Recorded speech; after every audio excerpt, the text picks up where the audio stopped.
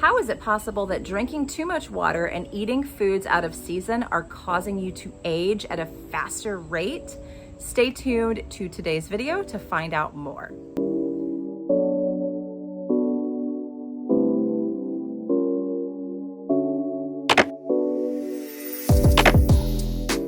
Welcome back. My name is Sarah. I am known as Carnivore Yogi. Thank you so much for being here and clicking on today's video. Today, I have an interview with Dr. Laszlo Boros, who is the world's leading expert on Deuterium.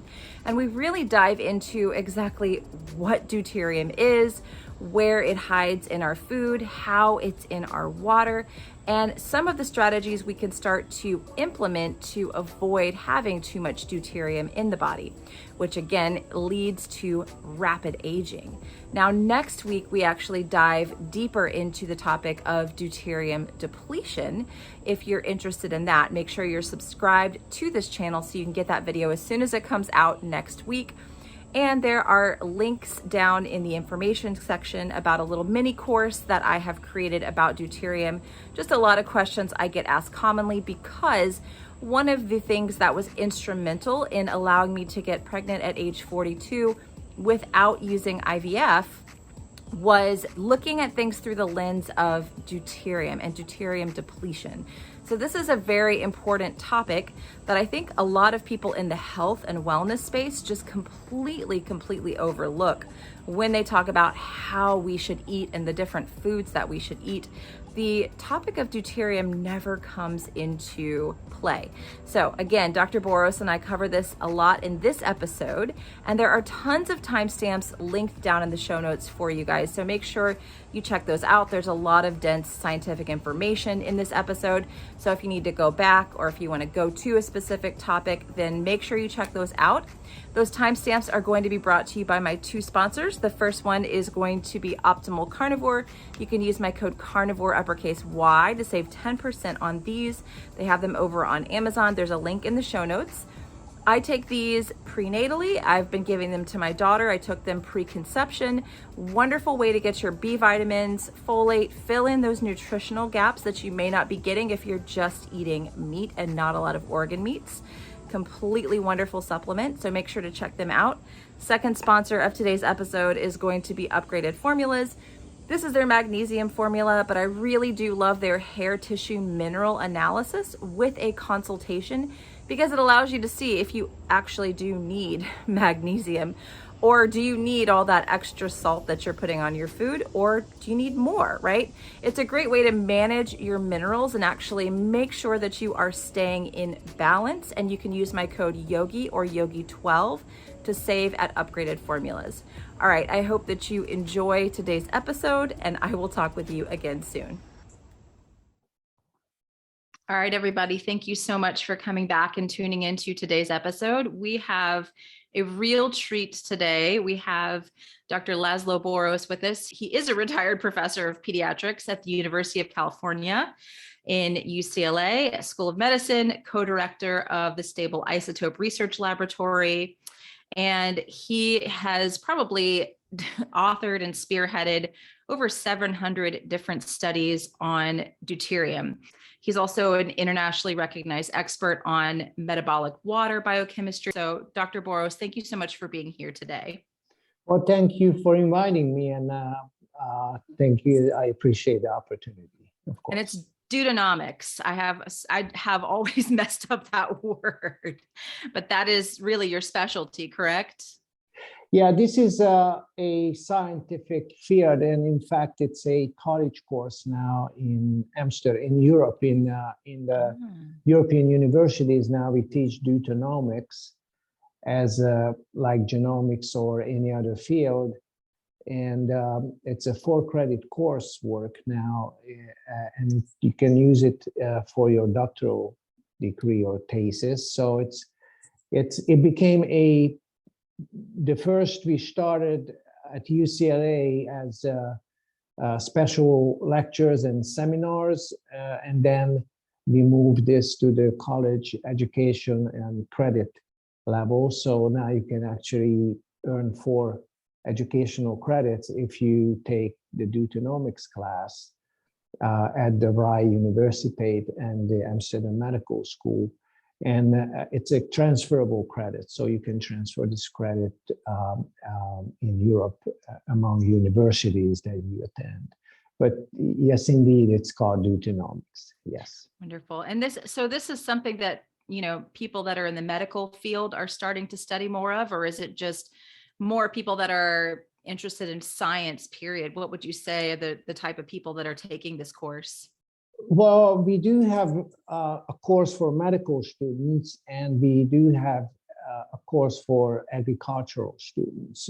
That means they are involved in biology one way or another, and there are about 32 talks and presentations. The course costs about 700 euros, which you can purchase through the Vrije Universiteit, and on my website you can reach information about this course, but it's for medical students and agricultural students, and we teach this also for doctors or doctoral candidates, PhD students, and you can actually join it for your master course and for your after graduate course. So it's practically useful in all fields of biology in general.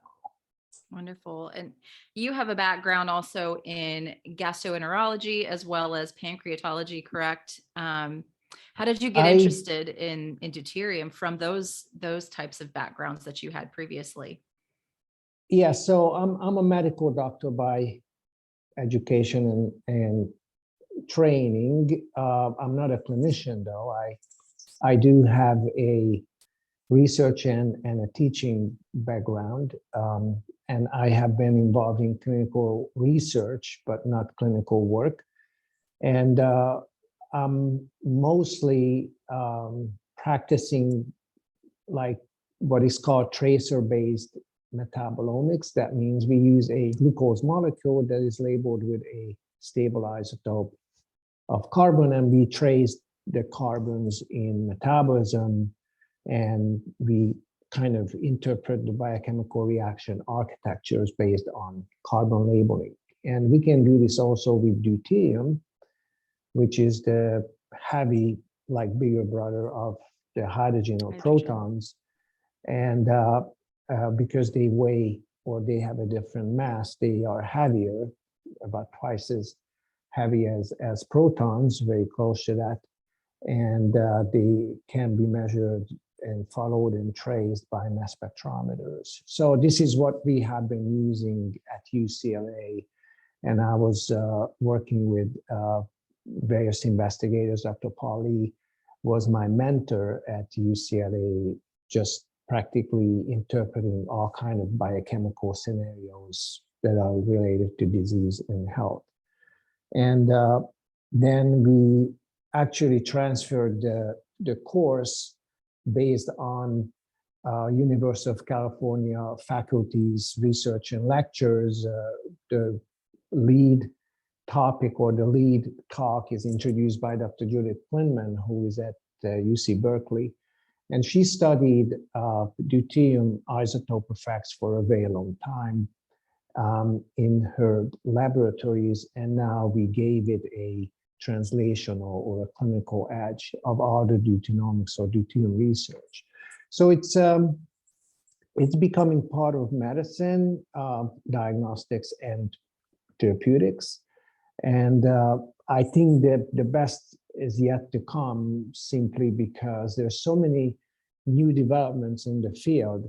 That's why we call it deuteronomics, because there's so many information and data coming in that it deserved its own name.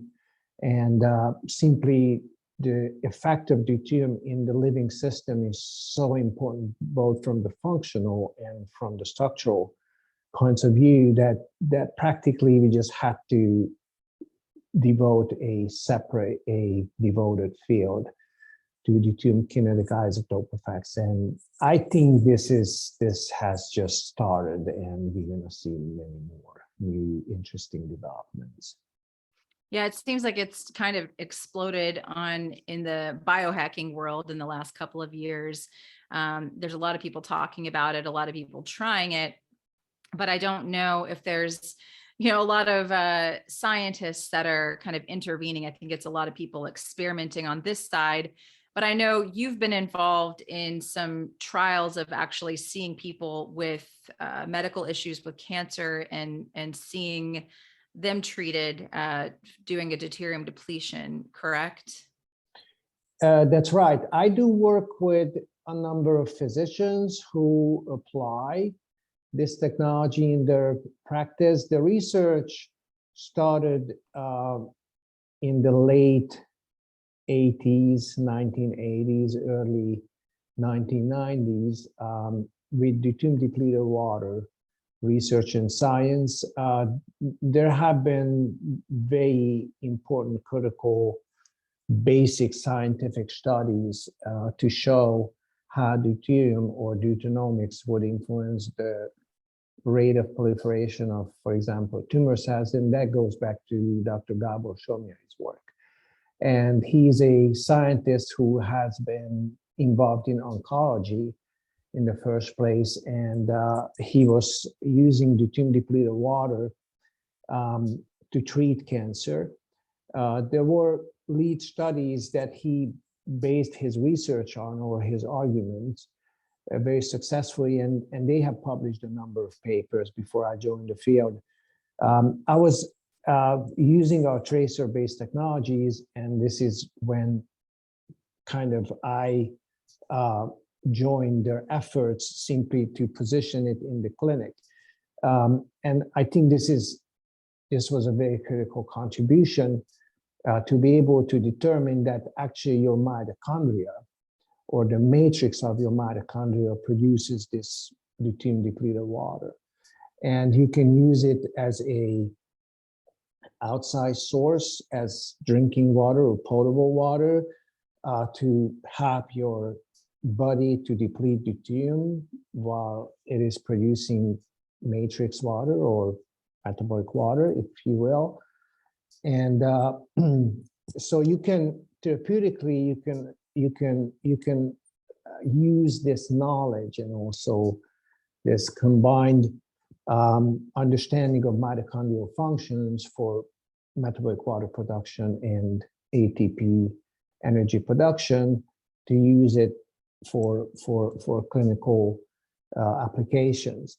And for that matter, this is really truly a very important new development, as being able to medically position deuterium depletion and deuterium depleted water, both from food and also through water or nutrients in general, because eventually the reason why we take in oxygen is to produce this water from hydrogen that comes from food.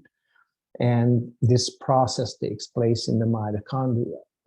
And we are exploring this basic fundamental knowledge in many different aspects of medicine, including diagnostics and therapeutics. And I do work mostly with doctors who apply this in the naturopathic or natural kind of integrative medicine, field of medicine. You may want to go and explore Dr. Petra Dorsman-Devlar's work. She has been applying this deuterium depletion and deuterium depleting methodologies for quite a long time, based on clinical scenarios. So, but we also had other doctors and other experimenters who have been using this technology and also the knowledge. Now there are a growing number of companies who supply both water and food for therapeutic purposes. But yes, indeed, it's getting bigger. Absolutely. And, just for my layperson that's listening, you talked about the mitochondria, you talked about deuterium. How does, in just kind of simple terms, deuterium affect the mitochondria? I know a lot of people are familiar with the concept that, as we get older, after we get about past the age of 25, our mitochondrial function does slow down. We start to see some signs of aging, and it continues on as we get older. So how does deuterium come into play in that process with the mitochondria? Yeah, so as we talked about in short terms, mitochondria are responsible for moving certain proteins and applying moving parts in the kind of realm of life to support it. And these are nanomotors that are powered by protons or hydrogens, the little brother of deuterium, if you will. And the mitochondria is a specialized organ in the cell that actually I can separate protons and electrons, and for that matter, deuterons. So hydrogens or proton, life is practically to recycle protons through water, carbons, and oxygen. And you need energy to break the oxygen-hydrogen bond and synthesize organic molecules. And when you oxidize or you burn these organic molecules, which is like, those are in food, you generate water again. And in the meantime, proton is moved by these delicate machines in the mitochondria. We call them nanomotor or ATP synthase or complex 5. There are various names for these, but the bottom line is that protons have to fit in these nanomotors to give them a charge and start rotating. Then they actually rotate at like really breathtaking speed, some 12 to 50,000 rotations per minute if you talk about bacterial nanomotors. But the flagellates, they spin 100,000 rotations per minute. So these are very delicate yet very powerful tools in biology to move or provide the tools how cells are able to generate energy and move along. And for that matter, protons are very critical to drive biology and life and produce the energy that can be processed in biological systems called ATP. This phosphate is a good source of energy for all kinds of physiological processes. Now, deuterium would not fit through this kind of sliding door, or would not fit through these nanomotors, or would not fit through these very specialized little machines, because deuterons are actually much larger. From the chemistry point of view, it's double in size or weight. If you look at the entire deuterium, which is the nucleus and the electron cloud around it, or the electron that spins around it, but it is actually in chemical bondings or chemical bonds, it is actually 8 to 15 times stronger to bind. So it's really not easy to remove it from nanomotors and so on. So they deliver quite a significant damage in mitochondria in the nanomotor system if they get in one way or another, and mostly they get into food. So because of these very delicate protein structures in our mitochondria, deuterium behaves more like a bull in a china shop. It practically destroys all moving parts and hydrogen-based or proton-based chemical bonds. On the other hand, and this is the new development of deuteronomics, deuterium is necessary to support structures. For example, collagen of bone or connective tissues. And for that matter, and this is a new study from the Karolinska Institute by Dr. Zubarev, who is a very alert and very prominent scientist in the field of deuteronomics. They measured collagen deuterium concentrations about 320 parts per million. And so they did in peregrine falcons that dive down at 360 kilometers per hour in air, and the bone collagen of the gray seal also has very high deuterium levels, but we know these animals are challenged in their lifetime simply because they need very strong bones to perform all the activities that they do. But it seems that deuterium can structurally contribute to tissue durability and flexibility in the meantime, but in the mitochondria, it is really not required because of these very delicate nanomotors.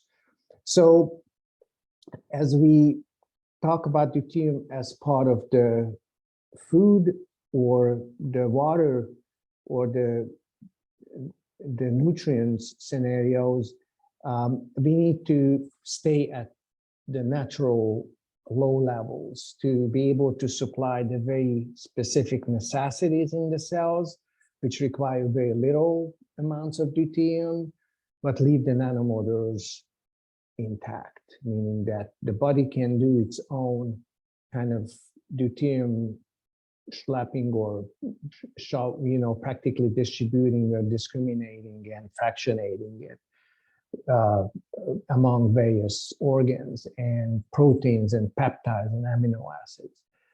And two of those amino acids that in collagen are proline and hydroxyproline. We didn't find, or Dr. Zubarev, they didn't find deuterium accumulation in any other molecule. So it seems that deuterium has a very specific role at very specific place, mostly in connective tissues. Okay. And those tissues lose their own ability to produce energy because their mitochondria, we are talking about cartilages, we are talking about bones, tissues with minerals and proteins connected by proteins. So they are not really moving parts. They are flexible, but really they are not moving or producing energy. And every other cell, for example, liver cells, muscle cells that are actively produce ATP, they are actively producing ATP, they have to be spared or they have to be protected from the effects of deuterium. So practically, this is, just to sum it up, like in a biochemical approach, yet we need to understand that deuterium at natural abundance and with small variations around it can have major impact in physiology and biochemistry. Got it. And you mentioned that people are getting a lot of deuterium from food, correct? That's right. The food source nowadays, GMO, industrial junk, you name it. Seed oils, yeah. Yeah, the list is endless of, really, we can only, I would say at this point, the best is just to stay with natural food sources, supplies, and natural, products of animal meat and interior organs and so on that are grass-fed, meaning that they live in their natural habitat and they live with their peers, with their own species around, meaning that they are just naturally capped and can deplete deuterium, so they are not sick themselves. We just published a paper in Metabolomics, which is a very prominent journal in the field of metabolism, that how different animals or cows are when they are grain-fed or artificially fed in the farming environment, or when they are grass-fed in their natural habitats.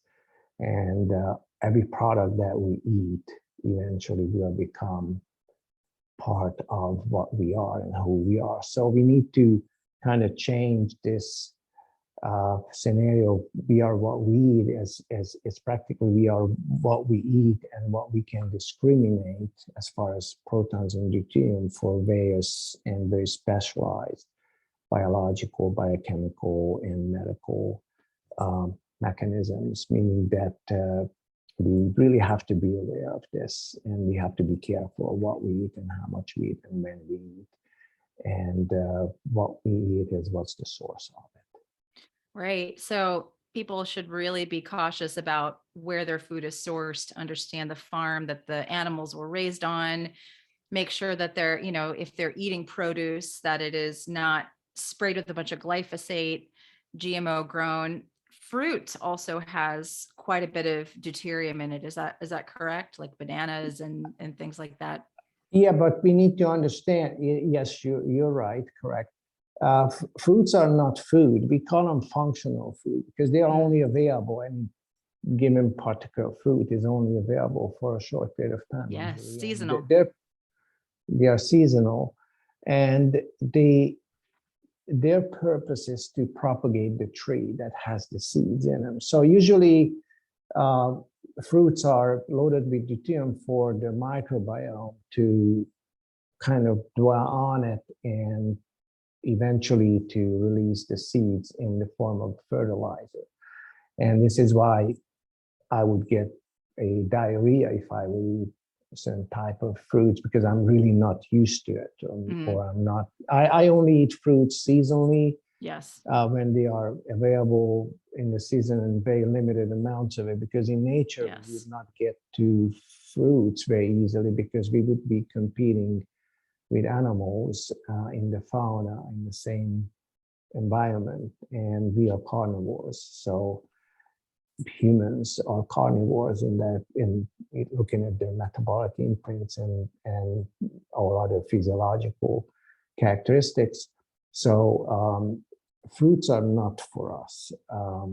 It is very limited. It has very limited kind of nutritional values. They have very limited nutritional values, and so we need to be careful how much and when we eat fruits. I agree. I've always said that people that say you should eat a lot of fruit have a very poor understanding of deuterium, and that if you are going to eat it, it has to be seasonal in a small amount, because in the higher UV, our body has a little bit of a better ability to deplete deuterium. Is that correct? Yeah, so you need to, your body is constantly controlling and redistributing deuterium for where it's needed, for connective tissues and the remodeling of connective tissues. And we don't need much of that. Everything above that will end up as a surplus in our system that our biochemical mechanisms have to get rid of, or have to discriminate, or have to sequestrate, or have to compartmentalize one way or another. And this is the challenge for our body, to constantly shovel deuterium off of protons and not to let them get into the mitochondrial matrix and deliver damage to mitochondria. And our systems, our cells are very smart, very sophisticated in depleting deuterium, especially the matrix, using these nanomotors. And also our gut microbiome, our bacteria, our cell wall transfer processes, proton transfers and substrate transfers, they are all very keen on depleting and controlling deuterium, or shoveling or distributing it to very specific set of biochemical reactions. So for that matter, and this is very true, we have to follow our ancient instinct of really what our ancestors were eating, and were able to live without, significant or devastating chronic, like degenerative diseases. until like a long age. And, even if you look around, there are still species and there are individual animals that live for a very long times, over 100, 200 years. If you look at a Galapagos turtle, they live 300 years and so on, or at least 200 years. That means they are stuck with their ancient food source, and they don't have artificial feeding compared to cows that are farm raised. They live the most 5 years. Right. So and they are terminally ill. Sick. Yeah. Metabolically, we just reviewed that. And for that matter, I think Deuteronomics is going to address all these scenarios, and it's just a matter of time because of the population diseases and epidemiology of many chronic, devastating, debilitating, degenerative diseases, cancer, diabetes, obesity, you name it. Practically, it's just a disaster that's happening to human societies nowadays, and it's based on food, after all. I agree. Yeah, there's a lot of people that follow me because I healed a lot of problems that I had chronically, eczema and IBS and just joint pain and inflammation at a young age by just going on a carnivore diet and really just eating meat and fat for a couple of years straight. That's all I ate. I did not have one cheat and felt better than I had in my entire life. And there's a lot of people now that are very interested in eating a carnivore diet, eating a lot of fat. I think you have to eat the fat. You can't be afraid of it and just eat the high protein, the bone marrow and the suet and the really good parts of the animal. And people they're seeing all kinds of amazing things take place with their health. So a lot of people that listen to this episode are definitely clued into that. But I still have some of those people that are still having health issues. They're still having metabolic issues, and some of them are struggling. Do you think that's due to perhaps some of the water that they're drinking, or the animals that they're eating may not be the highest quality? What would your thoughts on that be? Well, yeah, we need to kind of think it over in a very simple way. You are born to this planet in ketosis. Yes. And you wake up every morning in ketosis. That's you burn fat to supply your energy and water needs.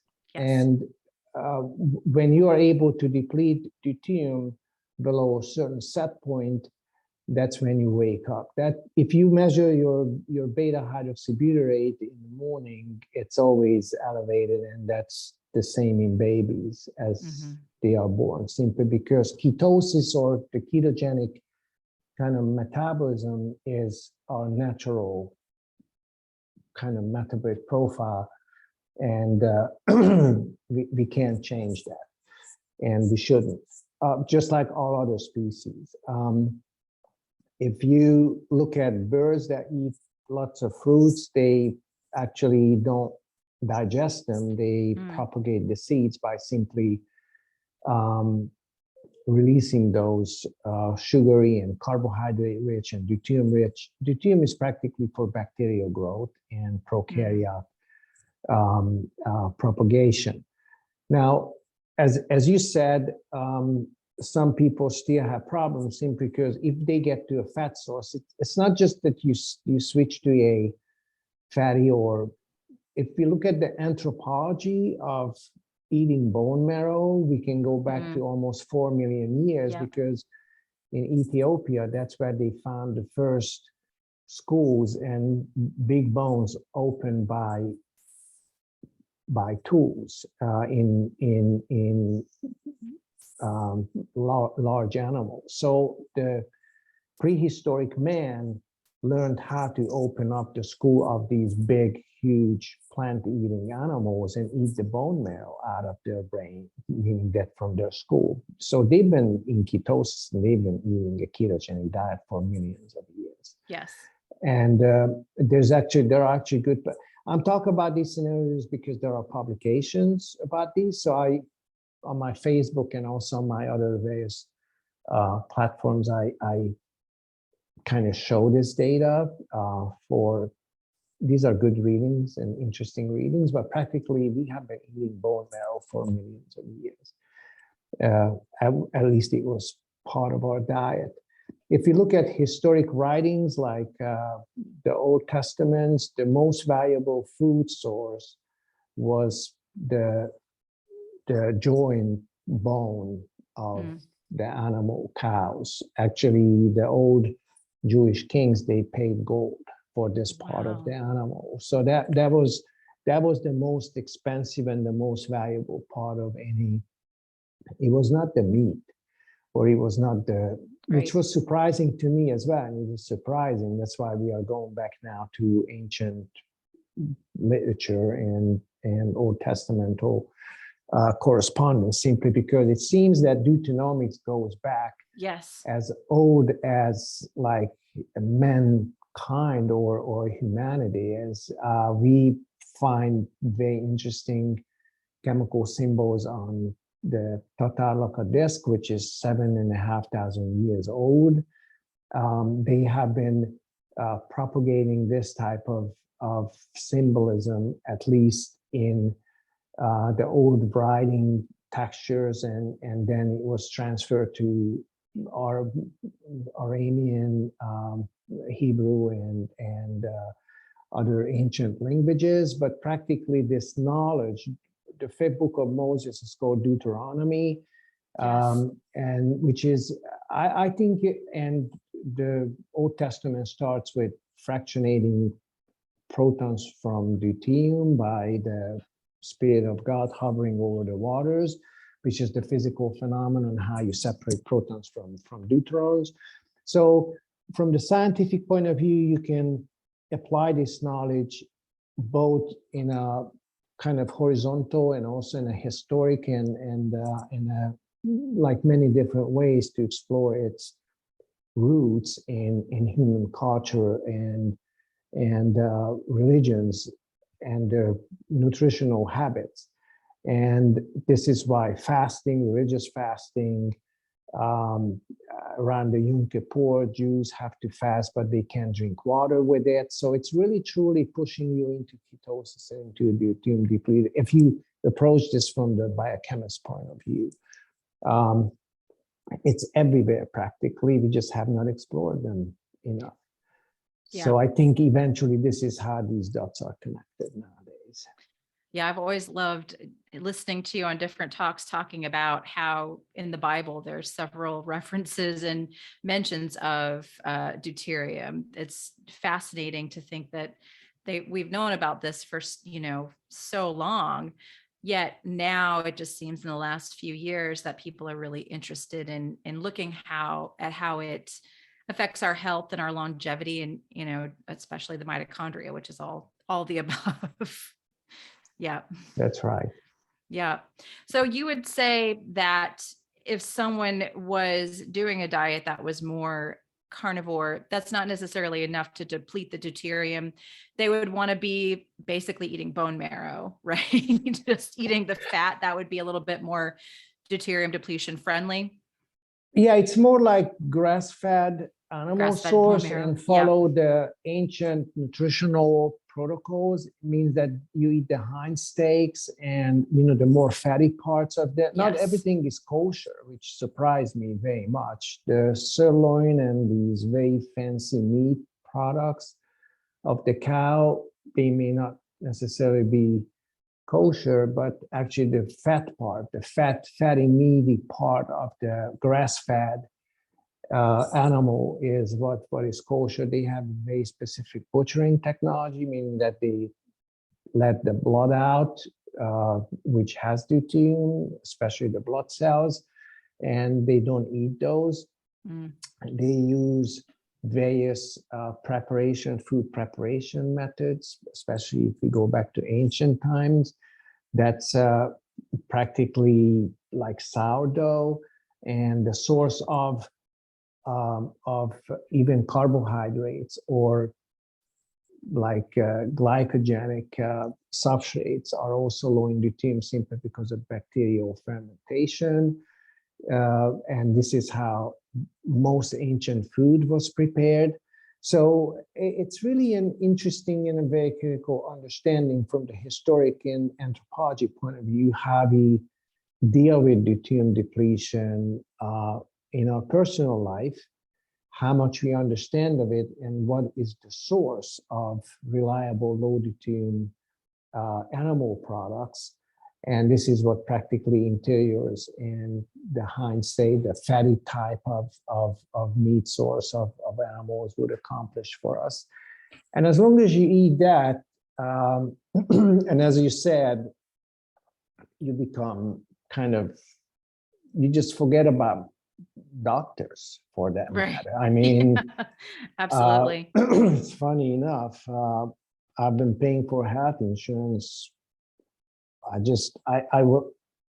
going to go and do something. I'm going to get an eye because I just want to see where there is. But I really don't see doctors that, well, unless I shave and look in a mirror, but I really don't, lucky or not, but practically I lost my twin to cancer in 2006. And wow.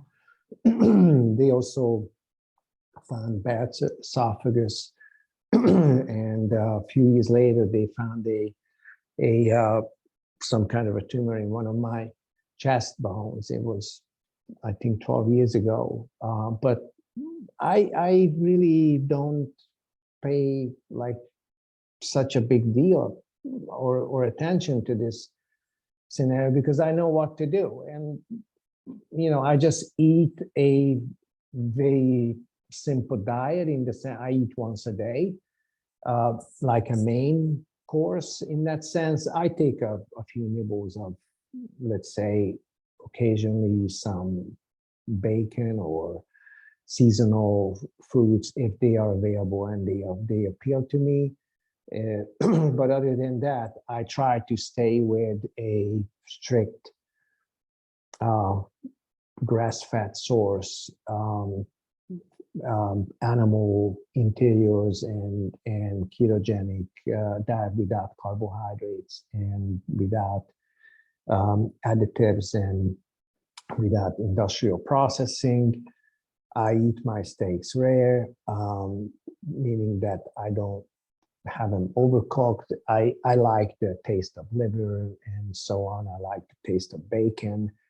And, in the ketogenic diet or the ketogenic cuisine, you can find there are now so many really delicious, good looking, appealing food products. I think it's really worth to explore for your health and your well-being. I never felt, I'm 60 years old. I never felt better. I mean, beyond, and it's 5 years in working ever since like a more strict ketogenic diet with like of grass-fed fat source and meat source. But I wish I started earlier, to be honest with you. Yeah, it's one of those things, once you do it and you've done it for a while, I mean, you just kind of don't want to go back. It makes you feel so good. And I've heard you say on different interviews that you don't drink a lot of water. Is that correct? I only drink water when I'm thirsty, and I only drink water as much as necessary to kill my thirst. But if I'm thirsty, I wait a few minutes. Let's see if it goes away. And the reason for that is you have an antidiuretic hormone. I personally think that, and this is not a medical advice, I personally think that water drinking is very dangerous because of the deuterium that it carries potentially. And also antidiuretic hormone or vasopressin is very critical for your well-being and to regulate these nanomotor functions. And also, metabolic water is so precious that I don't want to kind of, waste it away. Simply, I think if you eat enough fat, then you can actually go without water. And this is most of the species do, especially animals in the desert. And truly, I think after all, this is just part of deuterium depletion and the ketogenic lifestyle. And yeah, there are, if I don't have to kind of exercise or workouts, I don't exercise on purpose. I do 30 push-ups every morning. That's practically what I do. Walk the dog. That's it.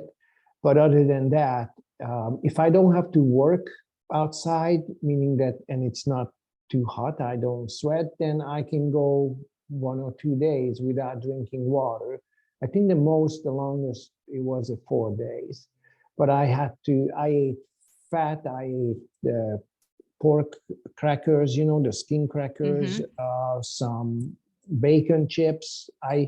What I do, I fry bacon, get the fat out, and just eat the rest of it as chips. And if I'm thirsty, I take a spoonful of fat. And it tastes just as good as water, meaning that it's really feels like drinking water after all. And there's not much difference between water and fat. Hydrogen is carried either by oxygen or carbons. But the main goal is to harvest these hydrogens and to use them for nanomotor functions. And truly, as you said, many different and various life cycles and processes come back. Fertility is one of the issues that we see changing by deuterium depletion, and now we start understanding the process better. Cycles, menstrual cycles returning to normal. So, and even though I don't have those, I can tell by my general functions and my ability to focus on things and kind of comprehend things and use my mind and my academic knowledge to write papers and keep discussions in a focused way. I don't have to have much efforts nowadays to accomplish all these or give lectures or talks and so on, which I do very often because I like to have this information updated time to time. And there's always some new things to talk about. And I love educating in the sense that people would understand, or at least just to get a glimpse of the importance of it. So after all, it made a big difference in my life, and I hope it does the same for others. Absolutely. I'm really passionate about trying to spread the message about it a little bit more and just help people understand it on a little bit more of a basic level. And I want to jump back to the water thing for a second before we talk a little bit more about health. My listeners have heard me talk about this, but my dog, we took her to the vet, I guess in February, and she had elevated liver enzymes, and she's only 8. And so I have kind of let my husband be in charge of her. So I told him, I said, I'm going to be in charge now, and started feeding her. We transitioned her over to a raw carnivore diet. And one of the first things that my husband was worried about was that she stopped drinking bowls and bowls of water, because she would drink 3 bowls of water per day. And now the bowl of water just sits there. And he's like, is she sick? Is something wrong? And I'm like, no, she doesn't need it. She's an animal. Humans, we overthink the water. We need to have 8 glasses, and we need to have this specific amount of water per day. As an animal, now that she's eating mostly just fat and organs and meat, and it's from grass-fed, well, sustainable farm, she's just not interested in the water. And so I think that's something that we can kind of take a clue from when it And comes what to kind the of dog water. is your dog? She's a Lagotto Romagnolo. No one's ever heard of it. It's kind of the grandfather of the golden retriever and the poodle. It's an Italian water dog. I see. We do have a German Shepherd, and she rarely ever drinks water. Yeah. We feed her with, and her ball is out there for days without her touching it. Yeah. And it's very important, because I think if you direct somebody to drink water without thirst or being thirsty, you actually drive that person into the dipsinogen form of diabetes insipidus, meaning that their ADH or antidiuretic hormone level will be suppressed, or hormone release will be suppressed. And it's really not just simply telling people to drink, because obviously your body has your senses to signal if you need anything from outside, anything from your environment. And water is one of the riskiest businesses. I think, after all, this would be the first major overhaul of medicine if Deuteronomics really kicks in, is just to simply to name those proton sources that are safe, that are sufficient, and that are actually required by your system, by your body, by your cells to run a healthy course. Drinking water just simply because it's available, it's like really not founded. It's like telling somebody that just because you walked by a washroom, why don't you urinate or wash? Or when you just next to a couch, why don't you sleep 2 hours? Right. It's really not it makes no sense from the biochemistry point of view. It makes absolutely zero sense from the Deuteronomics point of view. And I think if you experience or experiment with adopting your body to preserve water, metabolic water, deuterium depleted water that you produce, and you only drink when you are thirsty, I'm not saying don't drink water. No, that's not what I'm saying. You drink water when it's necessary. You sleep when you're tired, you eat when you're hungry, and you go to the bathroom when you need to use the bathroom. It's not just like your ad hoc kind of guessing of like, oh, there's a bottle of water, I should drink it. No, you shouldn't. You should wait till you get thirsty, and you should drink only as much as it is necessary to kill your thirst. And make sure that water is rainwater in ancient times, or it's a fat product like in the Bible, or it is actually deuterium depleted water that you can buy from various sources, and it's below 125 ppm. That's what I usually tell people if they are asking me like how I drink and what I drink. Yeah. Because most water is at least 150 parts per million, typically 155, would you say? Yeah, the oceanic water that surrounds California, it's 156.7 or in that range, depending on what temperature and where you sample the water. But tap water is, what we measured is always above 145 ppm. And the bottled water we measured, we do have a database, we keep these values. The lowest we ever measured was 140 ppm, but that's a glacial water from France.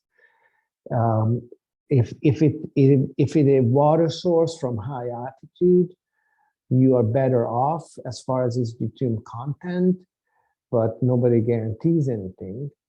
And for that matter, it's just the best, in my view, is just to produce your water instead of drinking your water, and you supplement your supply extra water from the environment when it's needed, and your thirst will be the guidance of that particular process. And being in a ketogenic state will help that a little, you not be as thirsty, would you say?